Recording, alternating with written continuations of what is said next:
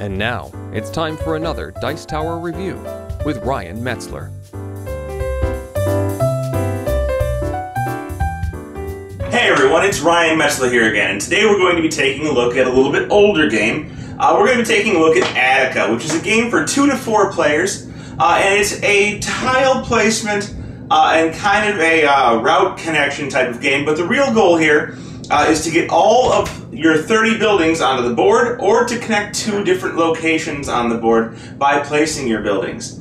The trick comes in with placing buildings onto the board for free. So you may pay costs for some buildings, but not pay costs for others. With that said, why don't we take a look at what comes inside this box, how the game plays, and what my thoughts are on it.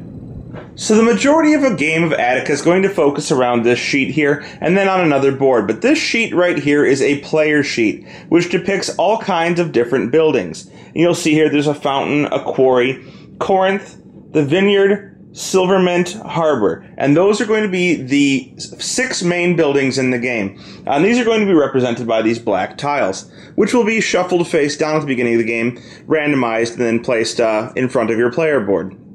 There are also 24 other buildings, and that's going to be these white buildings here. You'll see the titles are in white, such as Cornfield or Fortress, Plaza, Street.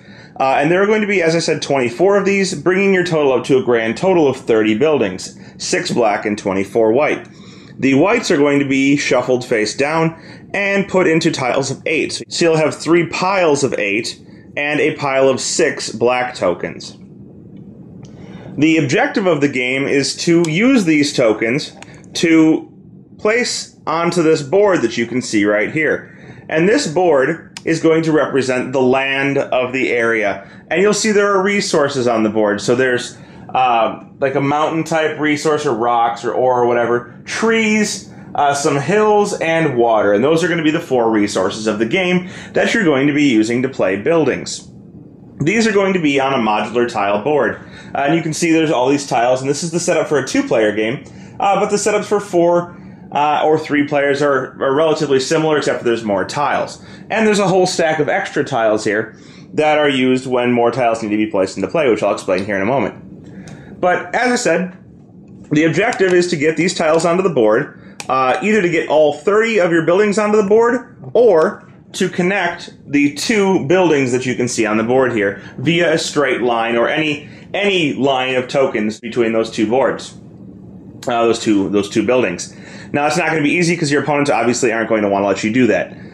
So how you're going to be placing buildings is going to be determined by your player sheet and the costs for building placement. But at the beginning of the game, after you've made these 4 piles, you're going to flip 1 of each token over from each pile, and you're going to place it on your board. So for example, I flip over my black token, and it is a silver mine. So the silver mine goes onto my player board wherever I'd like.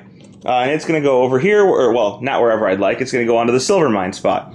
So there it is on the silver mine spot, and I flip over the first token from this white pile, and we have the cornfield. So it can go on my board where the cornfield goes. We have the street. So the street, there's 4 of them, it goes there. And my last token is going to be the mill. So the mill is going to go on right beneath the cornfield.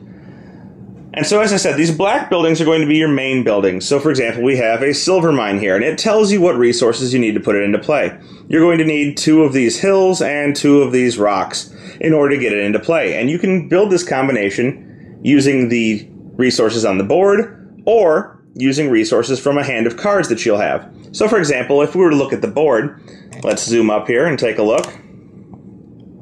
You can see resources on the board. So let's say I needed 2 hills and 2 rocks. I could find a spot on this board and find the most resources I can that could be either adjacent or underneath this, and use them to place it. So for example, if I placed here, I have 1 hill and 1 rock, and I would need 2 or another hill and another rock. So for example, if I had these 2 cards in my hand, I could use them and place that piece there. Other options would be, for example, to go over here. There's a hill and a rock again. I could use the same combination of cards. Or if all of the resources were on the board, I could simply play the piece without having to pay any of the resources, since they're all already there. So that's the basic placement of buildings. Now, the trick comes in when you have buildings that are beneath another building. So for example, the cornfield here, actually leads to the mill, and we can see that on our player board. So here we are at the player board again.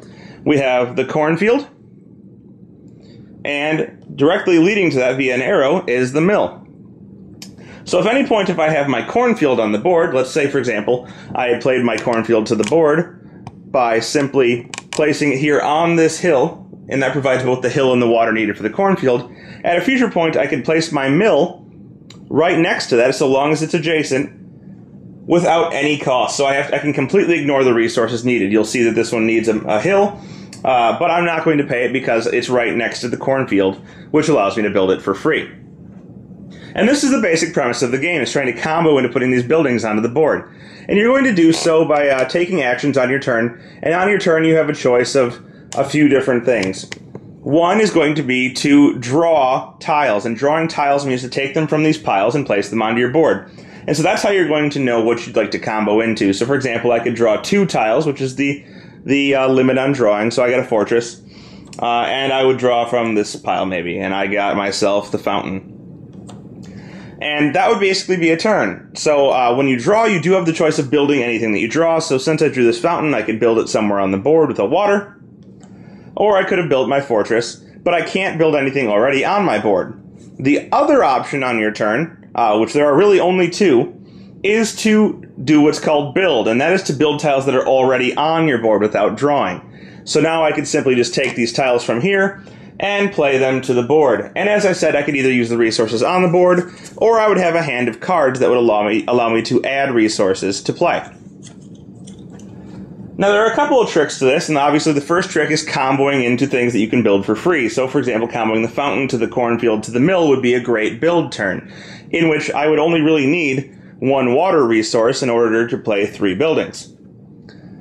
There's also some level of skill or level of tactics in trying to empty out these piles of tokens. So once you empty a pile of tokens, you're going to get one thing, and that thing is, well, 1, you have more of your buildings on your board, but 2, you get to place a new one of these tiles. Now that can be both good and bad. It's good because if you place it properly, it may provide resources for you, as well as more spots for you to build your buildings. And it's bad because it's likely going to add a way for your opponent to maneuver around you and try and connect those 2 buildings that I showed you earlier.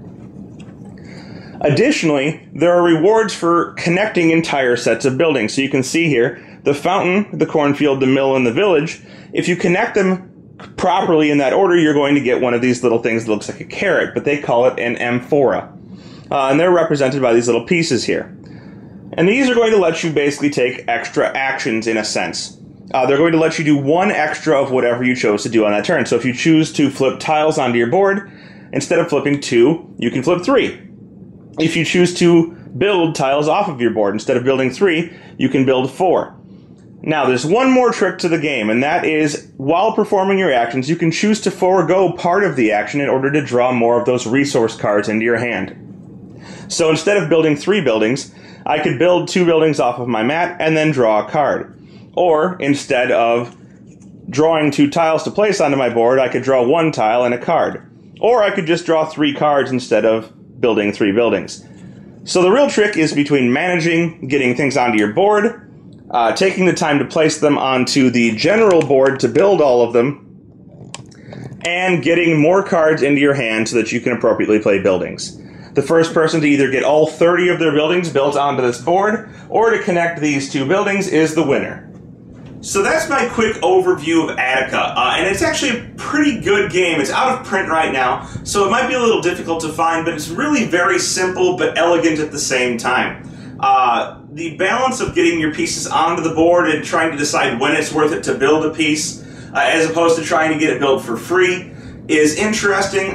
It's definitely something to pay attention to when you're trying to maneuver around your opponent to get to the other building. So you're building from one to the other. One player may be focused on getting all 30 buildings onto the board, while the other may be trying to cleverly eliminate their piles, get more tiles onto the board, and then maneuver around other players to get to that second building. So the game is very simple. There's not that much to it, but it's at the same time a strategic game that's light but fun to play, and offers a decent amount of depth for those people who need that.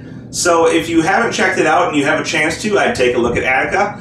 It's a pretty fun game, and one that I would suggest to most levels of players. Thanks for joining us today.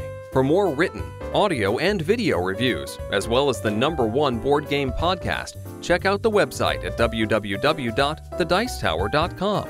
Until then, this is Eric Summerer, and you've been watching The Dice Tower.